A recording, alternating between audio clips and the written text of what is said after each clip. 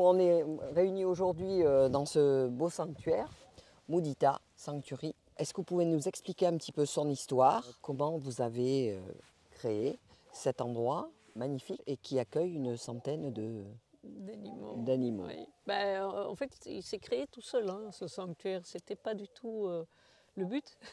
Le but, c'était de préserver le patrimoine familial, de faire des gîtes. Mais très vite, il y a un bouc qui était sur la route qu'on m'a ramené, et puis une ânesse, et puis des chevaux, et puis voilà, c'est enchaîné.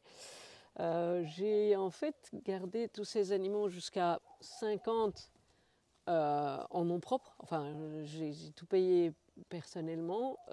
Et au mois d'août 2018, on a décidé quand même de créer une asso pour essayer d'obtenir des dons, un peu d'aide.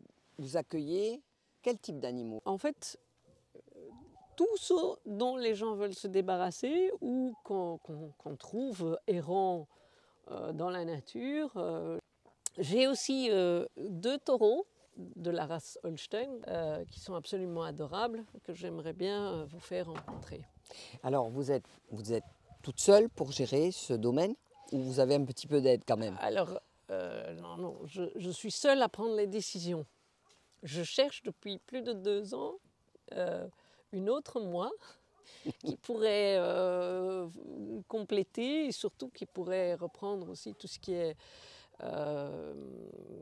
technologique. Moi, je suis sur le terrain, moi je m'occupe des animaux, je prends les appels, je gère malheureusement ce qu'on accepte et ce qu'on ne peut pas accepter.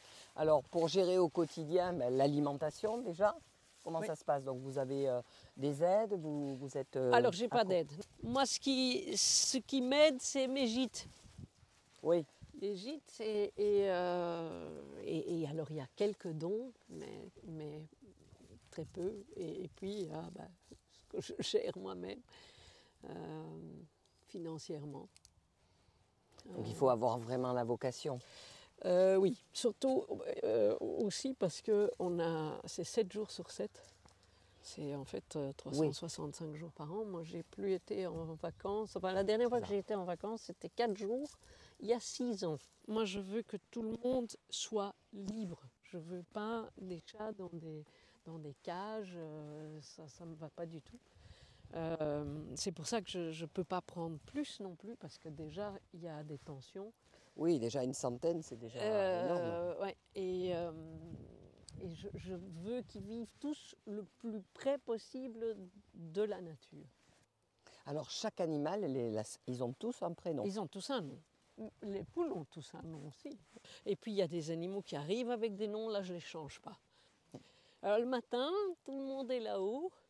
Et puis, c'est là où je dis, ils vivent, je dirais, le plus près de la nature. C'est eux, c'est toute la harde qui décide quand on se déplace et vers où on va. Alors, ça, c'est Hermès.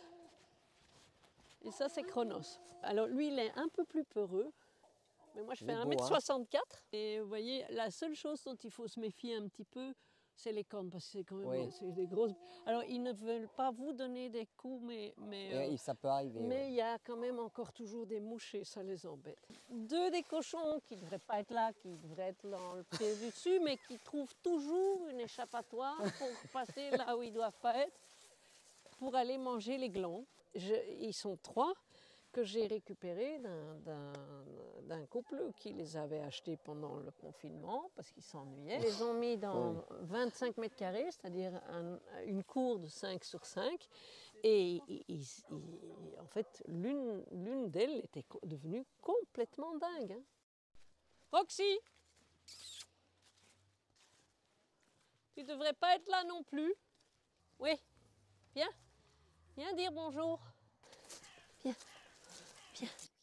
Alors lui, il était attaché à une chaîne en plein milieu de la forêt à Morins, tout seul, et il s'était blessé avec la chaîne, ce qui fait qu'il a une jambe raide, parce que ça n'a pas été soigné.